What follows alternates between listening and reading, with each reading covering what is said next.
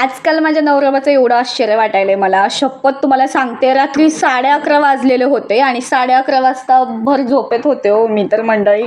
आणि माझ्या शेजारी आल्या तर मला म्हणतात उठ की ग, भेळ करून दे की मला. मी म्हणलं माझ्याच्याने काय होत नाही हो, म्हटलं 11:30ला तुम्हाला भेळ करून देणं बिनं. म्हटलं माझ्या नवऱ्याची भेळ करण्याची साधी सोपी पद्धत तुमच्यासोबत शेअर करते. सर्वात पहिला तर त्यांनी काय केलंय, लह्या मिक्स केल्या होत्या फरसाणामध्ये, ती फरसन बाजूला काढलंय बरं का. खाण्याची थोडीशी वेगळी टेक्निक आहे माझ्या नवऱ्याची, कारण फरसन लह्यामध्ये चालत नाही त्यांना.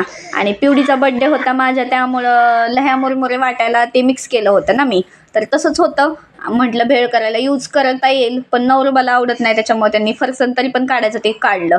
नंतर कांदा टमाटो कोथिंबीर काय हवं ते टाकलं त्यांना. चारही बाजूला बघा टाकायची पद्धत, 4 बाजूला 4 कोपऱ्याला हळद, 4 बाजूला 4 कोपऱ्याला लाल तिखट आणि मीठ टाकलंय. ते मीठ मलाच ओळखू नाही तर तुम्हाला व्हिडिओमध्ये काय ओळखू येणार आहे बरं मंडळी. मीठ तर 3 प्रकारे टाकलंय, असं बारीक किंचित असं चमच्याला धरलंय, मीठ टाकलंय आणि हलवून घेतलंय.